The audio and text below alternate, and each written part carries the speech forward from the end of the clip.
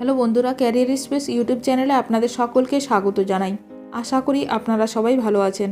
আজকে এই মুহূর্তে শিক্ষক নিয়োগ সংক্রান্ত যে সবচেয়ে গুরুত্বপূর্ণ আপডেট উঠে এসেছে, বিস্তারিত সেই সম্পর্কে আলোচনা করব। তাই ভিডিওটি অবশ্যই শেষ পর্যন্ত দেখবেন নিয়োগ সংক্রান্ত অনেক নতুন আপডেট পাওয়ার জন্য।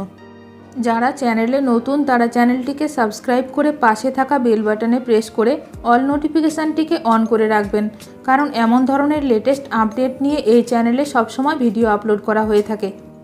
নবম দশম শিক্ষক নিয়োগে সার্ভারে বিকৃতি 900 জন, সুপারিশপত্র ছাড়া 700, হাটের হাড়ি ভাঙছে এসএসসি। আদালতের তিরস্কারের মুখে পড়েছে স্কুল সার্ভিস কমিশন, হলফনামা জমা করতে বলেছে স্পেশাল ডিভিশন বেঞ্চ। এই অবস্থায় কজন ঠিক কোন চালাকিতে শিক্ষক হয়েছিলেন, হাটের হাড়ি ভাঙছে এসএসসি ইতিমধ্যেই 183 জনকে চিহ্নিত করেছে, যারা র্যাঙ্ক জাম্প করে বা মেয়াদ উত্তীর্ণ প্যানেল থেকে চাকরি পেয়েছে। তাদের মধ্যে থেকে 120 জনের চাকরি ইতিমধ্যে বাতিল করেছে এসএসসি, যদিও 60 জনের চাকরি বাতিল করতে পারছে না। কিছু আইনি বাধা রয়েছে বলেই এই প্রার্থীদের চাকরি বাতিল করতে পারছে না এসএসসি। গতকালই এসএসসিকে একাধিক প্রশ্ন করেছে আদালত। কেন তথ্য দিতে লজ্জা পাচ্ছেন আধিকারিকরা? আপনারা কি কাউকে বাঁচাতে চাইছেন, কি লুকানোর চেষ্টা করছেন? কলকাতা হাইকোর্টের তিরস্কারের পরই এবার ভীষণভাবে তৎপর এসএসসি। একটা তথ্য ভাণ্ডার তৈরি করছে কমিশন। তার ভিত্তিতেই তৈরি হবে এসএসসির পরবর্তী হলফনামা।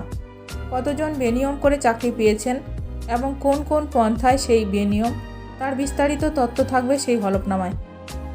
এবার যে হলফনামা আকারে আদালতে জমা করবে এসএসসি, তা চূড়ান্ত বলেই ধরে নেওয়া যায়, কারণ আদালতে হলফনামা আকারে জমা পড়ার পর এসএসসি আর সেই তথ্যের পরিবর্তন করতে পারবে না।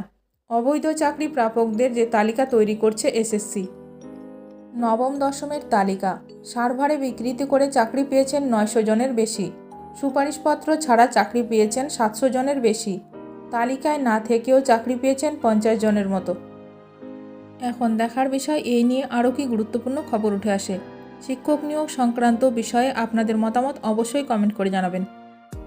ভিডিওটি ভালো লাগলে অবশ্যই লাইক করবেন। আজকের ভিডিওটি এখানেই শেষ করলাম। নতুন কোনো আপডেট নিয়ে দেখা হবে নেক্সট ভিডিওতে।